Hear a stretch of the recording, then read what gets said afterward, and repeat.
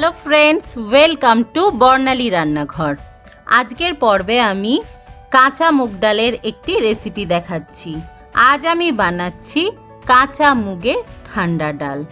গরমকালে যখন রিচ খাবার খেয়ে আমাদের আর অন্য কিছু খেতে ইচ্ছা করে না, তখন চটজলদি এই কাঁচা মুগের ঠান্ডা ডালটা বানিয়ে খেতে পারেন, খুবই ভালো লাগবে।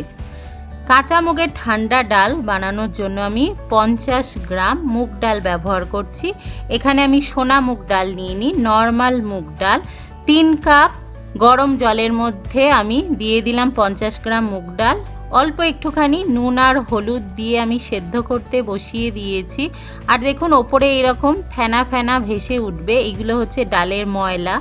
ডালের মধ্যে পাউডার দিয়ে স্টোর করা হয় দোকানে, এই ফেনাগুলো ফেলে দিয়ে খাবেন, তাহলে স্বাস্থ্যের জন্য ভালো হবে। দেখুন আমি ডালটাকে ভালো করে সেদ্ধ করে নিয়েছি, মোটামুটি 15 মিনিটের মতো আমার টাইম লেগেছে সেদ্ধ হতে। ডালের কোয়ালিটির ওপর নির্ভর করছে ডালটা সেদ্ধ হতে কতক্ষণ লাগবে।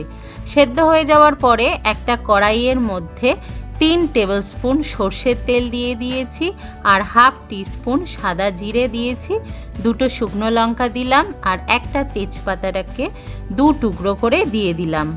খুব ভালো করে ফোড়নটাকে আমি লো টু মিডিয়াম ফ্লেমে রেখে ফ্রাই করে নিচ্ছি। ফোড়নটা কিন্তু পোড়ানো যাবে না, এই ফোড়নের ওপরই নির্ভর করছে ডালের স্বাদটা।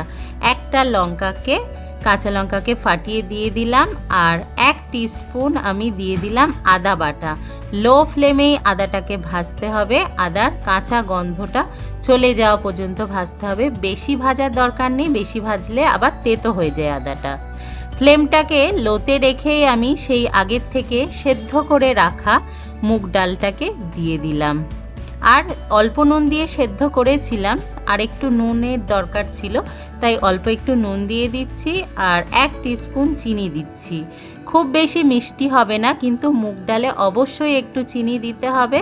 আমি 2-3 মিনিট হাই ফ্লেমে ভালো করে ফুটিয়ে নেওয়ার পরে হাফ টিস্পুন ঘি দিয়ে দিলাম, আর এটাকে ভালো করে মিশিয়ে নিয়ে আমি ফ্লেমটাকে অফ করে ঢাকা চাপা দিয়ে রেখে দিলাম 10 মিনিটের জন্য। স্ট্যান্ডিং টাইম দিতে হবে অবশ্যই। তারপরে গরম গরম ভাতের সাথে সার্ভ করেছি কাঁচা মুগের ঠান্ডা ডালের রেসিপি। অবশ্যই রেসিপিটা ট্রাই করবেন, খুবই সহজ একটা রেসিপি।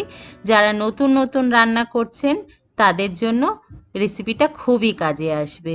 ভিডিওটা দেখার জন্য সবাইকে অনেক ধন্যবাদ। ভালো খান, সুস্থ থাকুন, বাই।